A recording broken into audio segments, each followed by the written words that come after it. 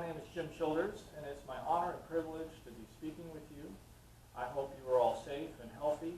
And we are filming today from my band room here in Marion, Illinois. Band room built in the 1930s, probably similar to what some of you work in each and every day. I wanted to start our session today by asking you a question. Are you ever disappointed by the level of expression that is coming from your students or the band members that are sitting in front of you? It's okay. I imagine every one of us said yes to that question. Even if you work with adult players or if you work with college level players all the way down. I think we all deal with that at some point. Unless you teach in Utopia, which not many of us do, you're going to at times have a blandness that is coming from your ensemble. And what are the causes of that? Well, one of the causes might be a lack of motivation. Possibly it's been a long rehearsal, it's late in the rehearsal, they're becoming weary. Maybe it's one of those dark, cloudy, dark days. They're just not very up, and you're just not getting a lot of effort when it comes to expression from your players. Another cause might be a lack of conceptualization, especially if you deal with younger players. They maybe have never heard, played well, the concept that you are speaking to them about. Also, limited technical development can be a cause of bland playing or lack of expression. If you deal with college level kids, you're probably dealing with kids who are very advanced with their technique and can more easily produce some of the things that you're requesting of them.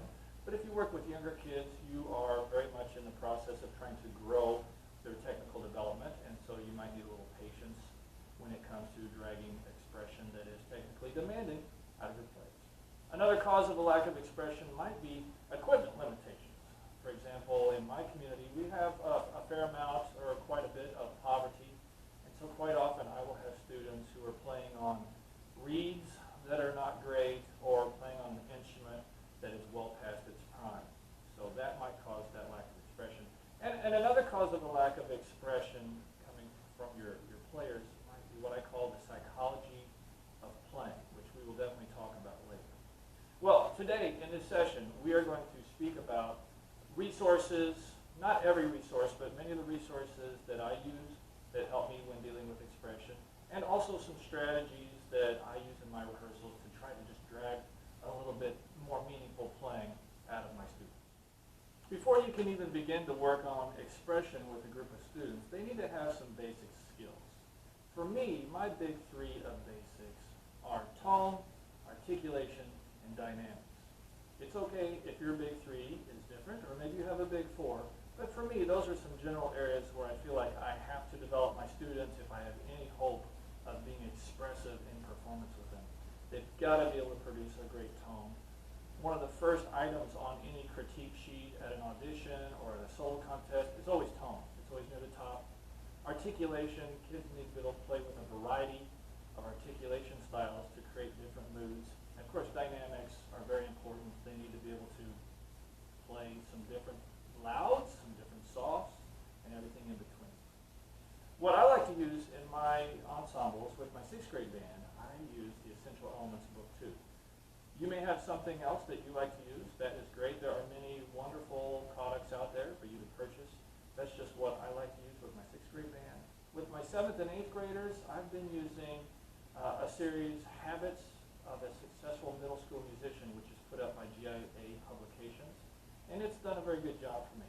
Within that resource, they have everything from stretching, physical stretching exercises, breathing exercises, articulation, scale studies, chorales, rhythm studies, lip slurs, you name it. So I have used that, and I have felt as if it is a very good product. Beyond that, I am going to speak a lot today about listening. And by using some listening examples, you can definitely improve the areas of tone, articulation, and dynamics. If you would indulge me for just a moment and let me speak a little bit more about listening and exactly what I'm getting at there. I am an advocate for the use of listening and rehearsals to help kids grow in a lot of different ways, including being expressive. Let's imagine for a moment that you were standing in front of your ensemble and you're rehearsing, and maybe you're trying to teach a concept, say dynamic swells. You're trying to get a little more effective dynamic swell into your students. Or maybe you're working on a lifting release at the end of notes instead of them just hacking off the ins and notes. And despite your use of the best analogies, the most perfect of metaphors, your words could not be chosen any better. You can tell that your students are still just not getting it. And that's common, especially with younger players. Well, let's do a different hypothetical situation. Let's say that all of you guys were right here in my band room, and you are my ensemble, and let's say we're working on a piece that is supposed to be light and boisterous and very whimsical. And for some reason, it's just not going well. You guys are just bland. There's just heaviness, lack of inspiration. The drummers are back there. They're wailing on stuff. You know, you've been there. It's not going well. Well, what I might do to use listening is as I'm speaking to them, I'd say, hey guys, I want you to listen to something that I think will help you understand what I'm talking about. And of course, I would have to put on my glasses so that I can see what I'm doing. And if I didn't already know of a piece that I wanted to use, I might pick up my resource book, and I already know that there's a section that deals with light, bouncy, boisterous, whimsical music, and I glance at that table, and I see that there's this piece called Themes from Green Bushes, and I know this piece, and I know it's very light, so I go into my iTunes, and I'm typing in that, and then it comes up, and I select it. I help the kids by telling them what exactly to listen for. I tell them, listen to the great energy, the beginnings of these notes, how they launch out of the player's instruments, and how there's just such a whimsical expression. And then I get the piece playing. What I might do, and what I often do, is use hand gestures to help the students hear better what I'm wanting them to hear. So I might do something like this.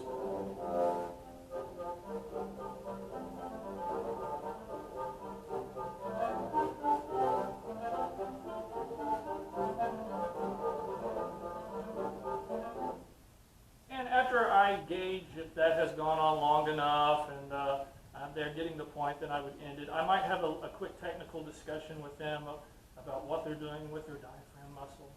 But that's what I'm talking about when I talk about the use of listening. I'm not just telling the students, hey, go home tonight and listen to Hindemith's Symphony. I'm speaking to definite concepts, specific concepts, and I'm trying to focus their attention on those concepts in the music that I'm choosing. All right, next let me share with you a few resources and a few thoughts that might make listening happen in your band rooms with a little bit more efficiency. First thing I'd like to talk about is amplification. As you've noticed here in my band room, I have a pretty substantial system. I do think bigger is better when it comes to amplification. So I have a pretty powerful power amp that runs out to two 400-watt speakers, and I have those speakers at the back of the room, so it comes through the back rows before it makes it to the front row. And of course, that's a pretty large system. Not everybody has the same amount of money to put towards things like that, but I would like to recommend a resource that might work for you. In my office, I have, it's made by PreSonus, but I have a pair of studio monitors, or computer speakers if you like, but they're the Aris E 3.5 studio monitors. And they're relatively small, but they put out a big sound, and it's a good sound. It's not a distorted sound, it's very true to life. And the nice thing about those speakers, when I bought mine, it was $99. That's very affordable. I'm sure they're probably just a little bit over $100 now. They don't take up much space. They put out a lot of sound.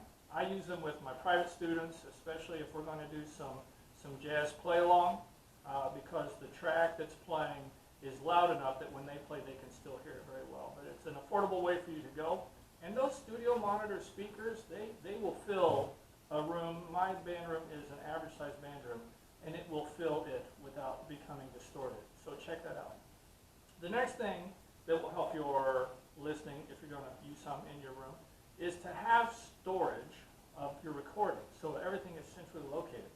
I use iTunes, and I have that on MacBook, and but there are a lot of ways that you can store your music. I'm not an extremely techie person, but I can tell you that you can buy external hard drives that store a lot of information for well under $100. And then I know some of my colleagues who have been using my tables and using my resource, they even pull things up on Spotify. I find pulling things up in iTunes to be very easy and very fast. but it's your own personal preference on that. But have a storage system and a retrieval method that is quick. And the other recommendation I would have is to have these things close by. As you notice, I can jump right off my podium and I can quickly get music started. If you would, just bear with me for another quick moment. I'd like to tell you, I've mentioned my resource and the tables that I've created, and I'd just like to tell you my story about how I have used listening over the years and how I've developed what I'm doing. It's a little bit of a sales pitch, so just bear with me. But when I first started teaching, I noticed right away that if I played some recordings for my kids, it seemed to help them a lot. I was receiving the Marine Corps CDs when they would come out, and I listened to them a lot, and I would be like, hey, if I play that for my kids, they would probably understand what I was talking about here or there. I also at that time owned several of the Teaching Music Through Performance CDs, and I found that those were very helpful. My problem was, in my early years, when I wanted to play something for my students, I would have to run to my office, find the right CD, get that CD, load it into a CD deck on a stereo, find the right track, get it playing, and then jump around trying to find where was that excerpt within this recording that I wanted to play for my kids. I knew that I was wasting time, and I did not like that, which you wouldn't like that either. And so my thought was, you know, I'm gonna buy a MacBook and I'm gonna load all my stuff into iTunes so that way I can quickly retrieve things. And that worked really well for a long time. However, as I continued to go to conferences, continued to go to festivals, and I bought more CDs and I downloaded more music and added it to my iTunes account became very, very large. And so my problem that developed next was that I would know I needed to play something for my students, but I had a problem in remembering what would be the best thing to play for them, or what all did I have in there. And so that started to bug me. So my solution that I came up with was I was just going to take the time, I was going to sit down, I was going to listen to everything that I had in my iTunes, and I was going to create tables, and these tables would be dealing with the various concepts, the various categories that I would deal with while teaching, and I would even try to create some for concepts that I might want to be teaching in the future. And so I started working on that. It was very time consuming, yes it was, but it was very valuable. As I was working on that, I had the thought of, you know, I bet some of my band director friends would enjoy having these documents and would benefit from using them as well. And so I thought, okay, well, I'm going to share these. And as I kept working on the project, you know, I started to notice, wow, I've got 50 pages now. Oh, now I've got 60 pages of tables. Oh, now I've got 70 pages of tables. And then I knew that I couldn't just forward an email to them and have them print things out and have loose pieces of paper hanging out on their shelf. So I had the thought of, well, I'll just do a self-publish, bound copy of this, and I'll put some brief discussions and advice on how to use the document in the beginning of the book. And so I worked on that, and eventually I got to where I had my self-published version of that. Shortly after I self-published that book, that resource book, people started to talk about it a little bit on Facebook and share, and I got a call from GIA Publications, and they were interested in having that. And so after working with them, there is now a published copy. The title of that resource book is Listening Excerpts to Develop Band Musicianship. And it is from GIA Publications. If you're interested in it, I hope you will be. Check that out, a little bit about that resource book. The main part of it is the tables. And I'm going to include the table of contents in the session notes for this session. And that way you can look and see exactly what all is covered in those tables. But I can tell you the first sections deal with characteristic tone, so you see all the different band instruments. Within the percussion family, I even list examples of tambourine, triangle, snare, timpani, tempo blocks, you name it. There's a lot of different percussion instruments that you can find examples of as well, if you ever find you need to play an example of that for one of your students. It doesn't get every percussion toy ever invented, but it gets a lot of them. The next tables in the book deal with expression areas. For example, we mentioned light, boisterous, whimsical. So it deals with broad, general expression areas, but then it also gets into specific expression mood areas. For example, heroic, grand or dark, deep emotion, or even comedic or frenzied and chaotic. So you can look at the table of contents and see what mood expression areas are there. It deals with articulation. You can even find examples of double, triple tonguing. It deals with the tempos in general terms of band pieces. If you want to play an example of something that is extremely fast, you can quickly look at the list and find an example. If you want to find an example for them of something that's very slow and somber, you can find that. I'll even devote a section of the tables to the various march tempos. I know sometimes in my classes I will get into a discussion about quick, rapid circus-style marches, and then of course you've got your traditional Americana kind of marches that are kind of in the middle, and then even the more stately, slightly slower, some of the European marches. So that's in there. And then there's also miscellaneous concepts, such as the use of silence as a compositional device, the use of voices. Maybe you want to have a discussion with your kids about what is nationalistic music. There's even mixed meter. You can find examples of that. But anyway, you can look at the table of contents and find out some things about that. I would like to also mention that the resource book has a very detailed appendix, which I find very valuable. Not only can you look and see what the pieces are that are on each album, but it kind of is a shopping list. Not only for pieces that you could play, which the Teaching Music Through Performance CDs that are in my resource book, which I have every volume. It lists the grade levels. So if you're hunting around and you're like, oh, I like that piece, I wonder what grade level it is, and you find it on the Teaching Music Through Performance CDs, it'll tell you, well, this is a grade 3. So you might be like, oh, well, that's a grade 3. I don't think my 6th graders are ready to do something that difficult yet. Or, you know, it'll give you some information. It'll also be a shopping list for your listening library. And in speaking of that, I would like to say another great resource I hope you'll tap into is the website of the Marine Band, the President's Home. If you went to marineband.marines.mil, that would take you to their website. And in their website, if you look at the top, there'll be a tab called Audio Resources. If you click on that and scan down, you'll see Educational Series. And once you click on that, you're going to see all these icons for every CD that they have done. And you can download their stuff straight into your own, whatever it would be, iTunes, and it's free. Some of the greatest band performances ever, and it's free. So you can acquire a lot of listening that you can share with your students without spending a dime. So tap into that resource. So the appendix is a great way to shop, and it's also a great way to gather information about what pieces are out there on different recordings. We have several strategies that I would like to discuss coming up very soon. But if you would, let me tell you just another quick thing. We touched on it earlier, but when it comes to listening, I talk about the 3 steps to efficient listening.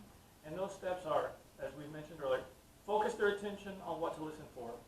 While they're listening, use some hand gestures to help them spot and identify exactly what you're trying to get them to hear. And then at the end of listening, do at least a brief discussion of what they can be doing physically or with their technique to get those results.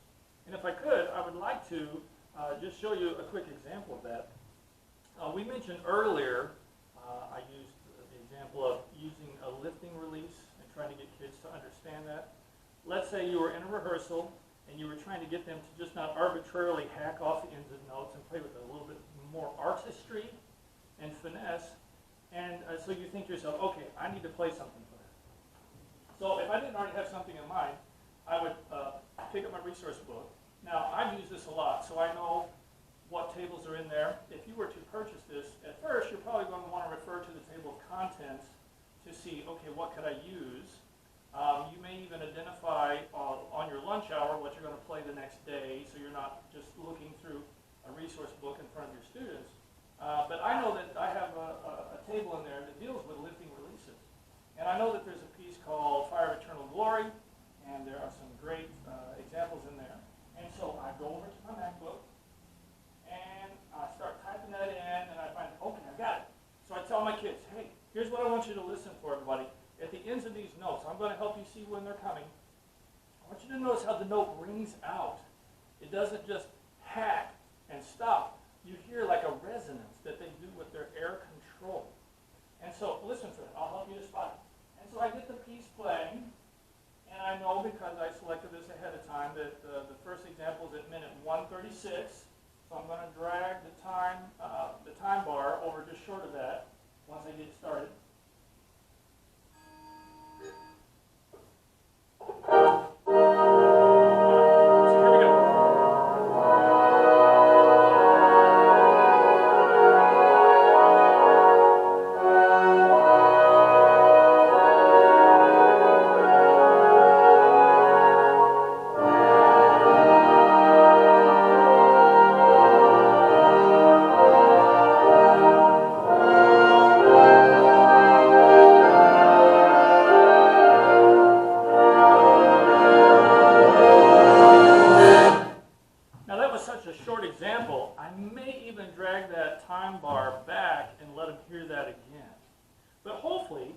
doing that, they will understand orally in their brain what you're talking about when you say, hey, use a lifting release step. And you don't have to keep searching for words to try to get that across. Now, another example, in private lessons, I will do this quite often. We talked about characteristic tone. And as one student is leaving private lesson and the next student is coming in, there's a little bit of time when they're gathering their stuff, putting their instrument together. And let's say, for example, I had a trombone student coming in. Trombone, great instrument. That's what I play. But let's say the trombone guy's coming in, and I tell him, hey, I want to play a couple of examples of really good trombone tone for you. And I even tell them that the first example I'm going to play for them is a very assertive, brassy, accented style of playing. And of course, I already had a piece selected in my brain that I wanted to play for them. And so I get this thing going.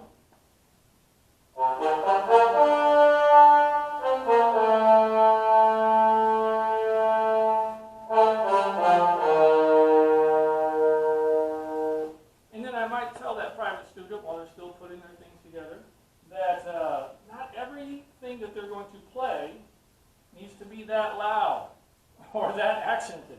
So I might tell them, sometimes you need to play with a gentle, warm type of sound that is very resonant, but not necessarily loud. And so then I would pull up another example for them. And I would even tell them, hey, the trombone is not the melody instrument. Listen behind the trumpet player to the background instrument or instruments.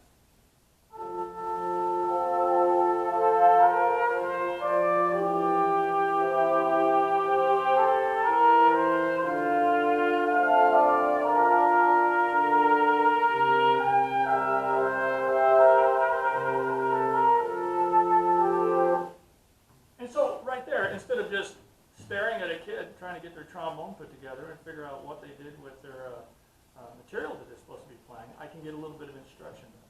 Sometimes with your full band, you'll want to deal with characteristic tone. I know early in every school year, I will have a moment or two, or several, when I am dissatisfied with their support of their tone.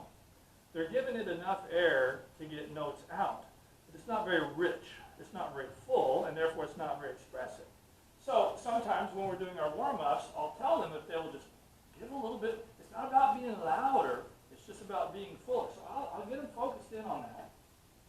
And then if I hadn't already picked something out, which for you guys I pick things out ahead of time, I might look something up in my book.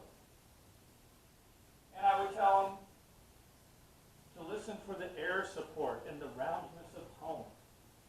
And then I would kick off the example. I might even talk to them about the lyrical line. I might do some gestures to signify the roundness.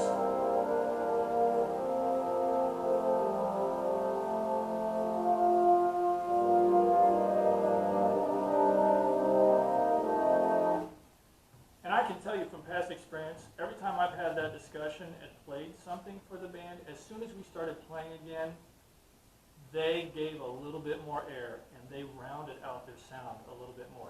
All it took was just a little bit of listening and a little bit of aural image in their brain, and they performed much better.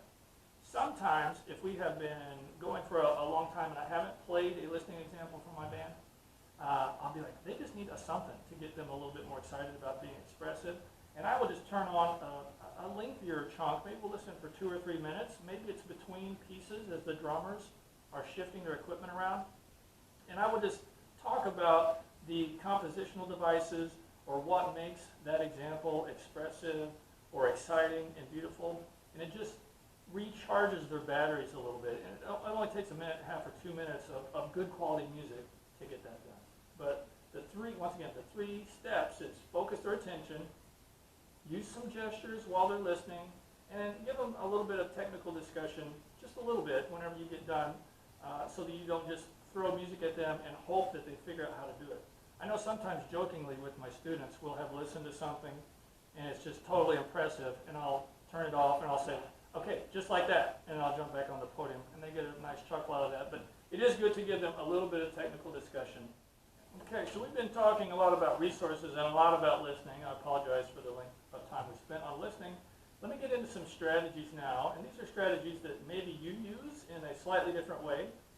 But the first one I'd like to talk about is what I call the shape of air. And here's what we're talking about.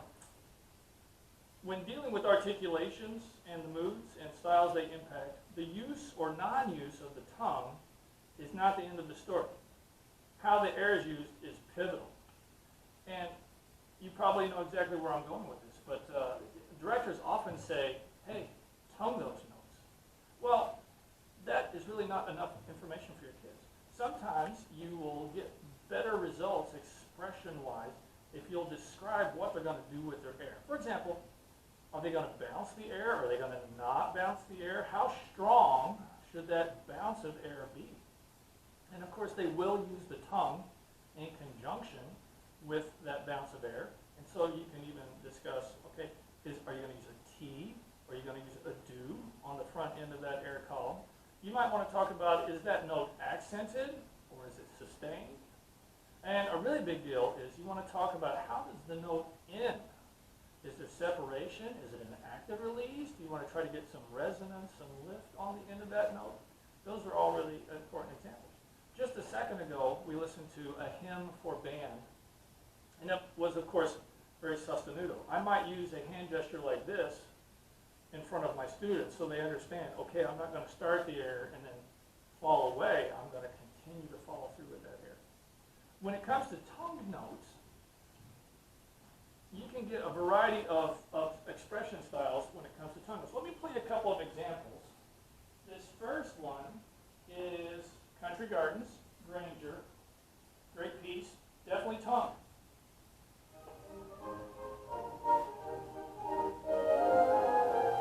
Hand gestures.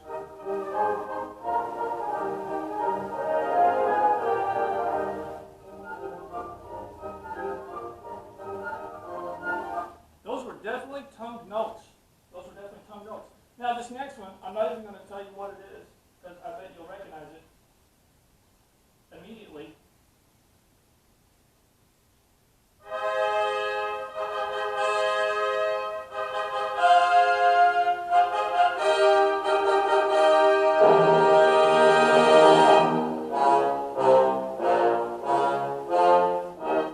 Had to let that trombone section get that part in there.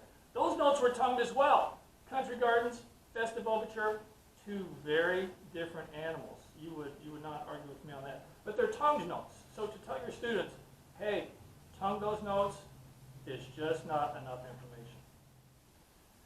Similar to the shape of air is something that I refer to as direction and arrival in rehearsals. A well-played phrase should have subtle crescendos and diminuendos. Often students are very satisfied to just play a straight line on a phrase. That's not very expressive, is it? If it's an energetic piece, maybe they won't stir that energy and they give it a sense of emphasis and arrival. If it's a tender piece, maybe they'll fail to get that resolution and then release. With the drummers, when they have an energetic piece, maybe they're not emphasizing the beat and keeping their inner beats down so that there's a sense of inflection. Often with drummers, if they have many single stroke notes in a row, or if they have a roll, I will tell them, take that to the release. Take that to a point of arrival. They need to have a little sense of crescendoing as they go to that final arrival, whether it's on a downbeat or where it would be.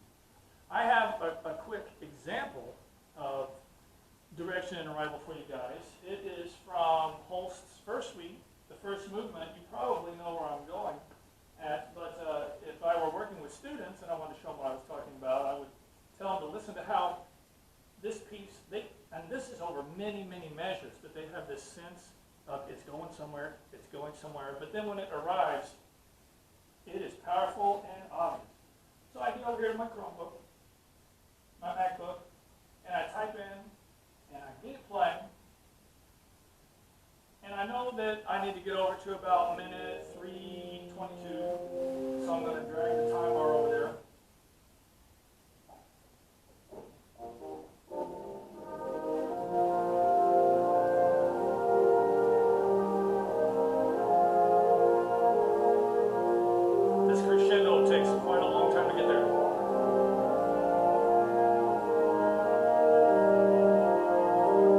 Something's coming.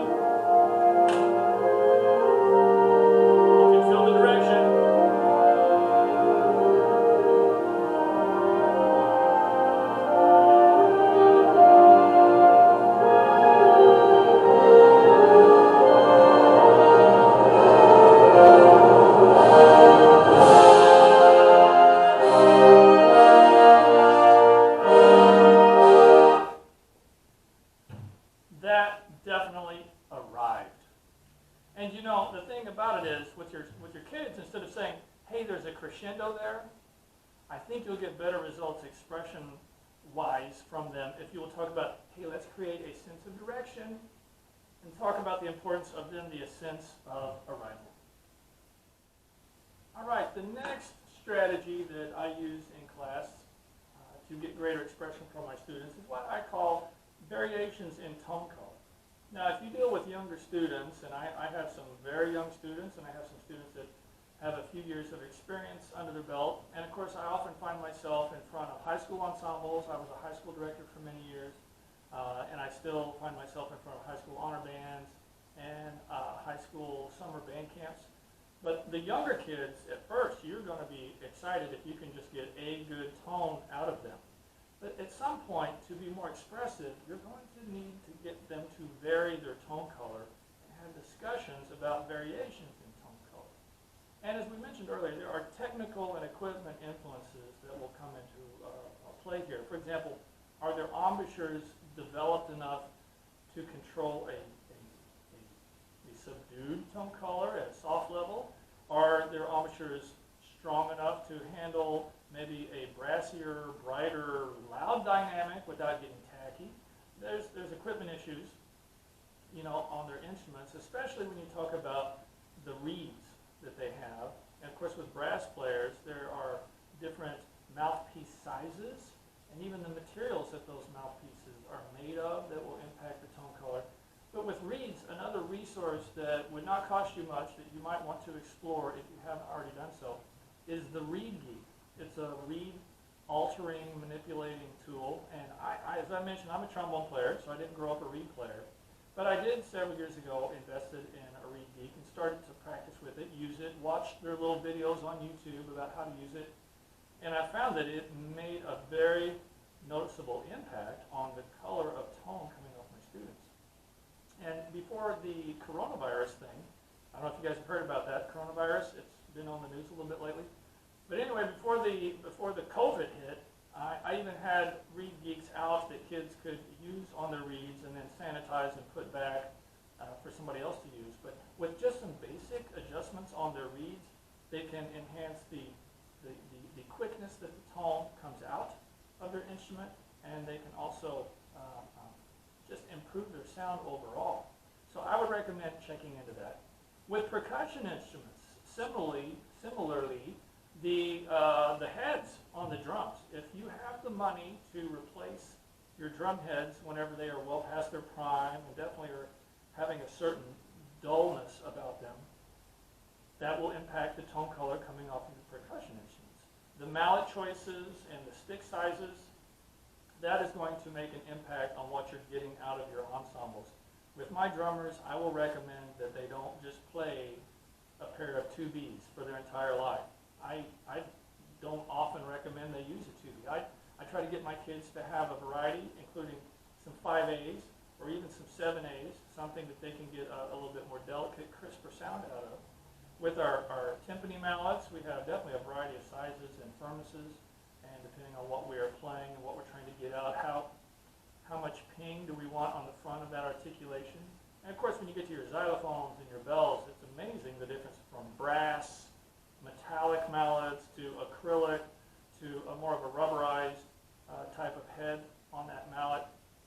So if you have the money to put towards that, or if you can encourage your kids to invest in adding to their stick bags, you will be able to vary your colors. Now, when it comes to tone color, I would like to say that listening is better than words. For example, if I say bright when I'm talking about tone color, I know what I'm talking about, but my students may not have any idea of what I'm talking about when I mention having a brighter sound. And so listening is a great way to get that aural image into your head. I'm not going to play something for you again right now during this segment, but if you think back to when I played for you the trombone examples, the first one was from The Perfect Fool, a Holst piece, and then the other one was a piece called Arioso, which was the brass ensemble.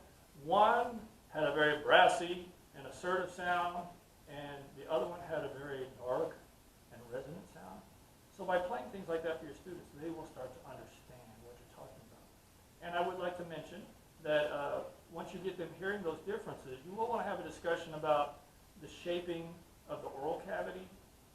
And we won't get into that now because you may have your own pedagogical preferences on how you like to teach that, but it is a discussion that I would recommend. And when it comes to varying tone color, if you're battling blandness and you're trying to get greater expression, it's something that you're going to want to get into.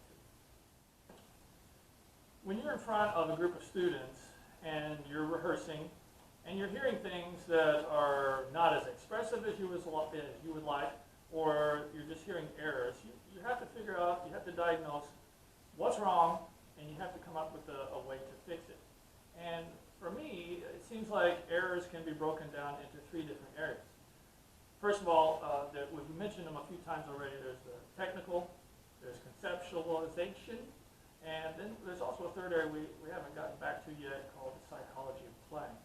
But if it's a technical issue, then it is, have we done enough repetitions that they have control over what they're doing? So you might need to add more technical reps to improve that. If it's conceptualization, we've definitely talked about that a lot in this session, but do they have an idea of what that concept should sound like? Do they understand what they're doing? Do they have a concept of what's going on? And then the area that I call the psychology of playing is dealing with, are they shying away from this because of something that's going on up here? And this has happened to me so many times. We've worked things out in the band room, and they sound really good. But then we go down the road, and we're at a festival, and we go onto the stage, and the acoustical environment is very different. And so my students are freaked out by that. Maybe my first trumpet player, who's very used to hearing everything that's going on in the room, and they can even hear the flutes on the other side of the ensemble, they're freaked out because they no longer can hear that. So that's kind of the psychological thing of playing. And then there's also the bright lights are on them, they know the judge has the pencil in hand, the pressure's on, they don't want to let people down, and they shy away, or they don't give as gratifying a performance as what they had been doing for the past month in your band. So that's the psychology of playing. There are some resources out there that I would like to recommend for you guys that some of them you may be already aware of. For example, you may already be thinking, oh, he's going to say The Inner Game of Music, which is a Barry Green book. That would be a great one for you to get if you have not already done so. I'll just tell you a story about how old I am. When I was in college, that book didn't even exist yet, but teachers were telling us to buy The Inner Game of Tennis and to read that one. And then that book was then adapted for musicians later because it was so popular with musicians. I would like to tell you about a couple of books. You may want to get these, especially if you enjoy playing golf. I enjoy playing golf, and I've read a couple of books by an author whose name is Bob Rotella. And he is a golf guru who deals with the mental side of golf. But I find many of his teachings transfer over to music directly and very effectively. Bob Rotella was the sports psychologist guy at the University of Virginia for many years, and he began to work with some of the biggest names in golf. Originally, he worked with guys like Nick Price, and he has continued to work with big-name golfers. But he does some really cool things with his people that he's working with, and I think it really transfers over to music. For example, first thing is he talks about positive mental image, and I think that's very important for students to have as well. An example of that in golf would be, say you're on a tee box, and you've got to tee it off, and there's a lake up the right side of the fairway. He teaches, don't say in your brain, don't hit it in the lake, because your brain processes that into, hit it into the lake. A better mental image would be, look at that big, generous fairway, and the rough is pretty wide as well. Just hit it down the middle. If I'm a little left or right, I'm still fine. So he tries to get you to put things into positive terms. In the band room, what I would do with that is I would talk to my students, especially as we get ready to leave a warm-up space and go onto a stage at a festival. I would tell them to just aim to be as expressive as possible and to just play with great energy and great expression.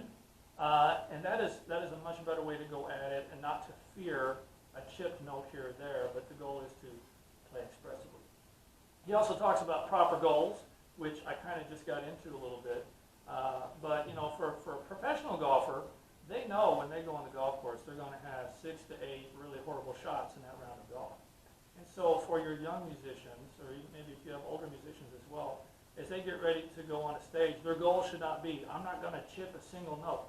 I'm not going to miss a single note. Because as soon as they miss a note or have just a poor entrance on a note, they're kicking themselves because they've already blown their goal for that performance. So that's not a very realistic goal. A better goal, like I said, is to just play with great energy, great expression. That's going to be a better way for your kids to come at things. And of course, Bob Rotella also talks about ways to practice to build mental strength. So you probably have all done this with your students as well, as practice in situations that are somewhat stressful. For example, try to play this and get it right as many times out of 10 as you can. And so that way, as they get into 7, 8, 9, 10, and they've done several, they have the pressure of, oh, I don't want to mess one up now because I just played 7 really well. So there are certain things that your kids can do and you can coach them to do in their practice sessions or even in your full rehearsals that will help them to be in stress so they can handle it when the pressure comes. I remember when I taught at Highland High School, we were working on Stars and Stripes Forever, and to help my piccolo player to develop some more mental strength, one day in rehearsal, I had the school's principal come in and stand right beside her as we played her feature so that she would have to feel awkward and feel pressure, and that helped her then when we went to contests just a few weeks later. But those are types of things that you can do with your students. In speaking of books, I mentioned those Bob Rotella books and that Barry Green book. I would also like to mention a book that is not necessarily a psychology of playing type of book, but it is a great book for music teachers, all music teachers, especially band directors. And that's called The Artistry of Teaching and Making Music. It's by Richard Floyd. It's put out by GIA Publications, but it has a lot of great philosophical approach to music type of information in it, and it also has great nuts and bolts types of information in it as well. So that would be another great resource that I would recommend you guys to seek out. Okay, so we have discussed many things today, and I have one more strategy that I would like to discuss with you guys before we're finished. And that's what I call approach expression with the audience in mind. And what I'm getting at here is, let's say you were dealing with, say, dynamic contrast in a rehearsal. You could tell a student or a group of students, hey, you guys aren't doing enough dynamic contrast there. And that's kind of punitive. It's like saying, shame on you, you didn't use enough dynamic contrast. Or what you might tell them, though, which is in a more positive way, is you might say, hey, let's grab the audience's attention there by making that FP even more obvious.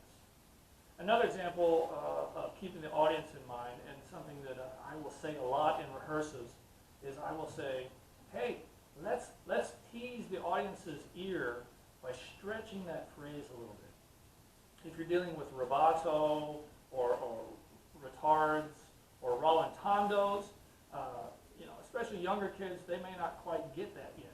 But if we talk about waiting and teasing the listeners, making them wait for that harmony to resolve on to the next chord, they can kind of understand that a little bit. And then, of course, listening, which I have mentioned many times today. I have a great example of teasing the listener's ear for us to listen to here. You guys probably know the piece Colonial Song, another Granger piece. And there's a great, great performance of that piece by the Marine Corps Band. It's on their bicentennial collection, which, if I hadn't mentioned, you can download for free. But I think this is spectacular. But you're going to hear in the middle of this piece, there are, I don't know, 15 or 20 examples of where they stretch the harmony and they tease you and make you wait to hear this thing roll forward again. So if you will bear with me, I would like to get this going for you guys. And I know it's at about minute 3, so I'm going to move the time bar over there.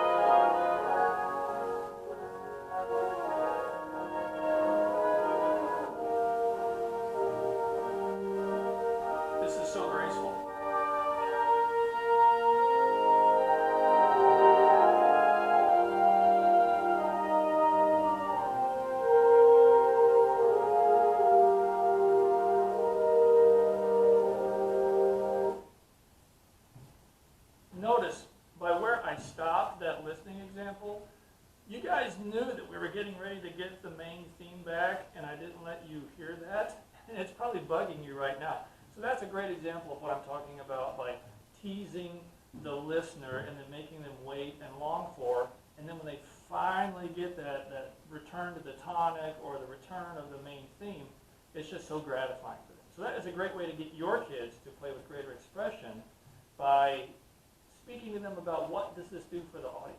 Now, another thing when it comes to rewarding your audience or keeping their attention is contrasts. We all know that you have to bring forth contrasts in music, and composers specifically write things so that there are contrasting. Maybe it's dynamic contrast, or maybe those contrasts are timbres, or the tone colors, or maybe it's by putting a color note in the harmony, a suspension, whatever that might be.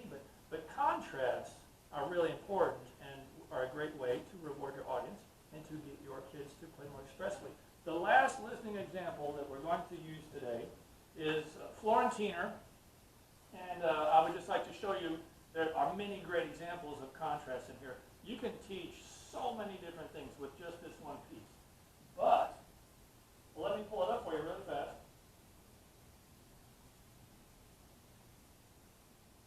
And here it comes. Brass, woodwinds.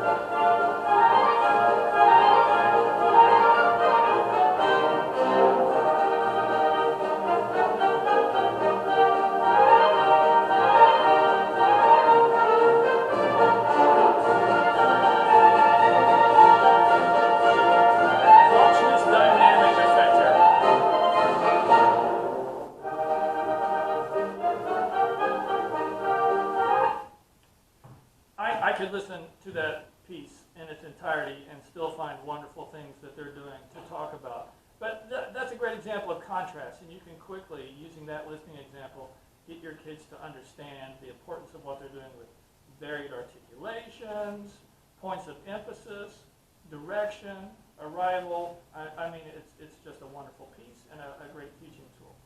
Well, this brings us to the end of our session, and I appreciate you hanging in there. I know I spoke a lot about listening, but I hopefully named off some resources that you can search out, maybe some that are new to you that you would like to add to your collection of teaching assistance type of things. And if anything else, I just hope you found something rewarding in the session today. So in your battling of bland out there in your world, I just want to encourage you to keep going, and you have a wonderful, stay safe winter.